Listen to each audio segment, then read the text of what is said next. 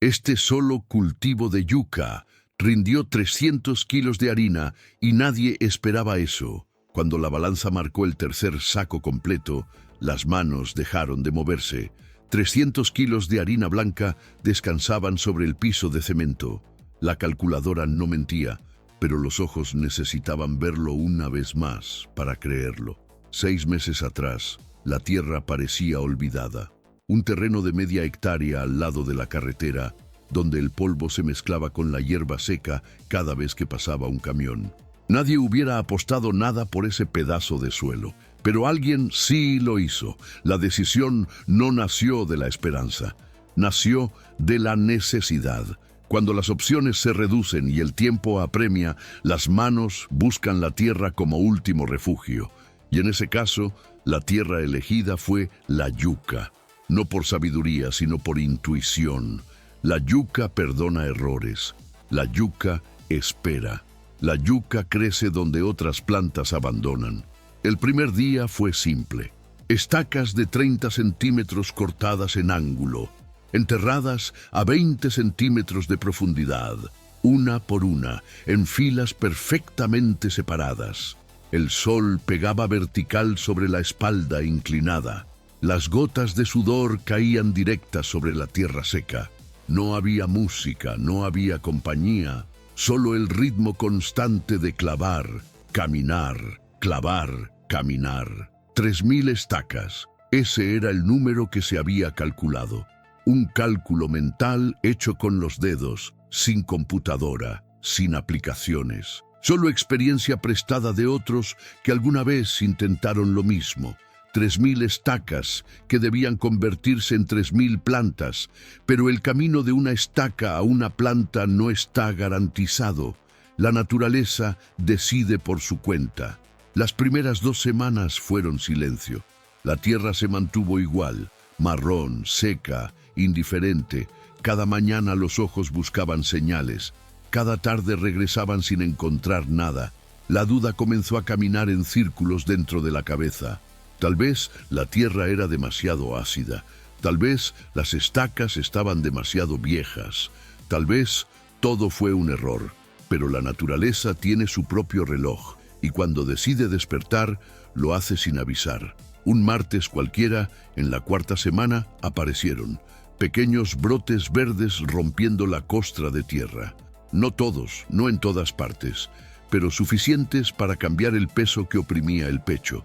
La vida había decidido aparecer. A partir de ese momento, todo se transformó en ritual. Cada amanecer comenzaba con un recorrido. Caminar entre las filas, observar cada planta, detectar cualquier cambio. No era obsesión, era comunicación silenciosa. La tierra hablaba a través de señales. Color de las hojas, firmeza del tallo, humedad del suelo. Y las manos aprendieron a escuchar. El riego llegaba cada 3 días. No había sistema automático, no había mangueras modernas, solo baldes de 20 litros cargados desde el pozo, uno tras otro, vertidos con cuidado alrededor de cada planta. La espalda protestaba, las manos se llenaban de ampollas, pero ninguna planta se quedaba sin su ración, porque cada gota de agua era una inversión, y cada inversión merecía respeto. El primer mes trajo competencia inesperada. Las malezas aparecieron como invitadas, sin avisar. Crecían rápido, agresivas, compitiendo por los mismos nutrientes que necesitaba la yuca. Arrancarlas se convirtió en tarea diaria. Horas de rodillas sobre la tierra, tirando raíces que se aferraban como si supieran que su tiempo era limitado. No había herbicidas, no había atajos químicos, solo manos y determinación. Porque la harina que se buscaba debía ser limpia, debía poder mirarse sin dudas. Y eso significaba tiempo, dolor y paciencia. A los 2 meses, las plantas alcanzaron medio metro. El verde intenso de las hojas contrastaba con la tierra oscura. El terreno ya no parecía abandonado, ahora parecía vivo, respirando al ritmo del viento. Algo estaba sucediendo bajo la superficie, algo invisible pero fundamental, porque la yuca crece en 2 mundos. Arriba, las hojas capturan la luz del sol. Abajo, las raíces se engrosan lentamente, acumulando almidón, construyendo peso. Y ese mundo subterráneo es el que importa. Es el mundo que nadie ve hasta el día final. El tercer mes llegó con lluvia, no la lluvia suave y constante que alimenta sin destruir, sino la lluvia torrencial que golpea como martillo. Durante 5 días el agua cayó sin parar, el terreno se convirtió en barro espeso, las raíces quedaron sumergidas y el miedo regresó. La yuca tolera sequía, pero odia el agua estancada. Demasiada humedad pudre las raíces desde adentro y una raíz podrida es una planta perdida. No había nada que hacer excepto esperar. Esperar y confiar en que el suelo drenara a tiempo. Cuando el sol volvió, el terreno parecía un campo de batalla. Varias plantas estaban caídas con tallos quebrados, otras mostraban hojas amarillentas, señal de estrés, pero la mayoría seguía en pie, firmes, desafiantes. La yuca había resistido, como siempre lo hace. El cuarto mes trajo visitantes indeseados, insectos que masticaban las hojas durante la noche. Pequeños agujeros aparecían cada mañana, multiplicándose día tras día. No eran suficientes para matar las plantas, pero sí para debilitarlas. Y una planta débil produce raíces pequeñas. La solución vino de la memoria. Agua con ajo y chile, una mezcla que aprendió de alguien que aprendió de alguien más. Litros y litros rociados hoja por hoja, planta por planta. El olor era penetrante, casi insoportable, pero funcionó. Los insectos se alejaron, las hojas dejaron de desaparecer. A los 5 meses el terreno era irreconocible. Las plantas habían crecido más de 1,5 metros. Las hojas formaban un techo verde que cubría casi todo el suelo. Caminar entre las filas requería agacharse, abrirse paso con cuidado. El mundo había cambiado. Lo que comenzó como tierra desnuda ahora era selva controlada. Pero la pregunta seguía sin respuesta. ¿Cuánto había bajo tierra? Algunos agricultores arrancan una planta de prueba. Sacrifican una para saber qué esperar de las demás. Pero en este caso, cada planta contaba. No había espacio para desperdicios. La cosecha completa o nada. El 6.º mes llegó con la decisión. Era tiempo. Las hojas más viejas comenzaban a amarillear naturalmente. El crecimiento se había detenido. La planta había completado su ciclo. Ahora solo quedaba descubrir si la inversión había valido la pena. La cosecha comenzó un lunes al amanecer. Las manos tomaron el primer tallo y tiraron con firmeza. La tierra resistió, aferrándose a su tesoro. Un segundo tirón, más fuerte. La raíz comenzó a ceder y entonces emergió. 5 raíces enormes, cada una del tamaño de un brazo, pesadas, firmes, perfectas. El corazón saltó dentro del pecho. Si esta planta había producido esto, entonces las otras. No había tiempo para celebraciones prematuras. 3.000 plantas esperaban, y cada una debía ser arrancada, limpiada, acomodada. El trabajo era monumental. Durante 3 semanas la rutina fue la misma. Arrancar de sol a sol, las manos se cubrieron de tierra, las uñas se partieron, los músculos gritaban al final de cada día. Pero las montañas de yuca crecían, montículos blancos y marrones que se apilaban como evidencia tangible de meses de esfuerzo. Cuando la última planta salió de la tierra, el terreno volvió a ser lo que fue al principio, vacío, plano, silencioso. Pero esta vez, la transformación no estaba en el suelo. Estaba apilada en 5 toneladas de raíces frescas. El siguiente paso era crítico. La yuca fresca dura poco. 20 horas después de cosechada, comienza a deteriorarse. El almidón se oxida, la raíz se oscurece. Por eso existía la urgencia, por eso no había descanso. Pelar las raíces fue otro universo de trabajo. Cada raíz debía ser lavada, raspada, pelada completamente. La cáscara marrón escondía la carne blanca. pero entre cáscara y carne había una capa rosada que debía eliminarse. Era tóxica. Contenía compuestos que, si se procesaban, arruinarían la harina. Cuchillos afilados, manos rápidas, montañas de cáscaras acumulándose y la carne blanca emergiendo, lista para el siguiente paso. El rallado se hizo con máquina prestada, un cilindro metálico con dientes que giraba motorizado. Las raíces entraban enteras y salían convertidas en pulpa húmeda. El sonido era ensordecedor, el trabajo imparable, porque cada hora contaba. La pulpa rallada tenía que prensarse. Eliminar el agua era fundamental. La harina no puede hacerse con humedad. Sacos de tela resistente se llenaban con la pulpa. Piedras pesadas se colocaban encima y la gravedad hacía su trabajo. El líquido escurría lentamente, gota a gota, llevándose el exceso. Ese líquido, curiosamente, no era descarte, era almidón puro disuelto en agua. Si se dejaba reposar, el almidón se sedimentaba al fondo. Podía recuperarse, secarse, convertirse en harina aún más fina. Nada se desperdiciaba, todo tenía propósito. Después de prensar, venía el secado.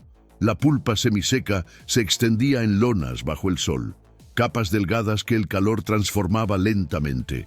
El primer día la pulpa era húmeda, pegajosa. El segundo día comenzaba a desmoronarse.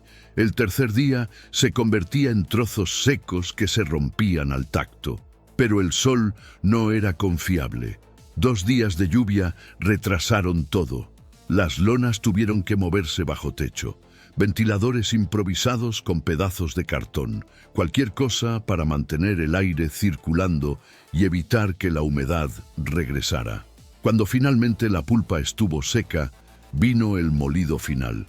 Una máquina diferente, con discos de piedra que giraban en direcciones opuestas. La pulpa seca entraba por arriba, polvo fino salía por abajo. El aire se llenaba de partículas blancas que flotaban como niebla. Una máscara de tela cubría la boca y la nariz. Los ojos parpadeaban constantemente. Y entonces, después de semanas de trabajo sin pausa, apareció harina de yuca. Blanca, suave, perfecta. Se deslizaba entre los dedos como seda. Tenía el olor característico, neutro pero presente. Era real, era tangible. El último paso era pesar. Sacos de 50 kilos se llenaban uno tras otro. La balanza digital marcaba los números. 50, 100, 150, 200, 250. Y cuando el sexto saco se llenó hasta la mitad, la balanza marcó el número final, 300 kilos. Las calculadoras mentales no habían mentido. Las proyecciones optimistas habían sido superadas. Media hectárea de tierra olvidada había producido 300 kilos de harina procesada. Un rendimiento que los manuales agrícolas no prometían. Un resultado que ningún vecino había logrado. Pero los números contaban solo una parte de la historia, porque detrás de cada kilo había horas que no aparecían en ninguna estadística. Madrugadas cargando agua, tardes arrancando malezas, noches durmiendo con los músculos tensos, decisiones tomadas sin certeza, apuestas hechas sin garantías. La harina fue empacada en bolsas selladas. Algunas se vendieron a panaderías locales, otras a familias que buscaban alternativas sin gluten, y otras se quedaron guardadas, reservadas para necesidades futuras. Porque la harina de yuca dura meses si se almacena correctamente, y en tiempos inciertos, tener reservas no es lujo, es sabiduría. El dinero que ingresó no hizo rico a nadie, pero pagó las semillas para la próxima siembra, cubrió las deudas acumuladas durante los meses de espera y dejó un pequeño margen que se guardó en un sobre dentro de una caja de metal. Pero más allá del dinero, algo había cambiado. La tierra que parecía inútil había demostrado lo contrario. Las manos que dudaron al principio ahora sabían que podían. Y la próxima vez que alguien mirara ese terreno, ya no vería abandono. Vería posibilidad. Meses después, cuando la temporada de lluvias llegó nuevamente, Otras manos comenzaron a plantar yuca en terrenos cercanos. Nadie preguntó directamente cómo hacerlo, pero los ojos observaron. Las conversaciones casuales dejaron caer detalles. Y lentamente el conocimiento se filtró, porque así funciona. La evidencia silenciosa es más poderosa que 1000 palabras. Ver 300 kilos de harina apilados habla más fuerte que cualquier manual. Y cuando otros ven que es posible, se atreven a intentar. No todos tuvieron los mismos resultados. Algunos cosecharon menos, otros enfrentaron plagas que no pudieron controlar, y unos cuantos abandonaron a medio camino cuando la paciencia se agotó antes que el ciclo de cultivo. Porque la agricultura no es ciencia exacta, es conversación entre humano y tierra, y como toda conversación requiere escuchar tanto como hablar. Requiere paciencia para los silencios y requiere aceptar que no todas las respuestas llegan cuando se esperan. El terreno volvió a sembrarse 6 meses después, esta vez con más confianza, menos miedo. Las estacas se plantaron en el mismo patrón. El agua se cargó con la misma rutina. Pero algo era diferente. La tierra ya no era desconocida, era familiar, y esa familiaridad cambiaba todo. La segunda cosecha rindió 270 kilos, menos que la primera, pero no por error, sino porque las lluvias llegaron tarde y las plantas tuvieron menos agua en momentos críticos. La naturaleza ajusta las reglas cada temporada, y quien cultiva aprende a adaptarse, no a controlar. Hoy ese terreno sigue produciendo, unas temporadas más, otras menos, pero siempre produce. Porque ahora la relación está establecida. La tierra sabe que será cuidada, y las manos saben que la tierra responderá. Los 300 kilos iniciales nunca se repitieron exactamente, pero tampoco fue necesario, porque la lección no estaba en el número, estaba en el proceso, en descubrir que la paciencia rinde más que la prisa, que el trabajo constante supera al esfuerzo esporádico, y que a veces lo que otros descartan es exactamente lo que necesitamos. Las bolsas de harina se siguen produciendo. Algunas se venden, otras se regalan, otras se guardan. Y cada vez que alguien abre una bolsa y huele ese aroma neutro y familiar, está conectando con algo más grande que el alimento. Está conectando con tierra, tiempo y manos que decidieron no rendirse. Porque al final no se trata solo de yuca, se trata de lo que sucede cuando alguien decide creer en un pedazo de tierra que nadie más quería. Se trata de convertir lo invisible en tangible. Y se trata de entender que los resultados extraordinarios casi nunca anuncian su llegada. Simplemente aparecen, un día cualquiera, cuando la balanza marca un número que nadie esperaba.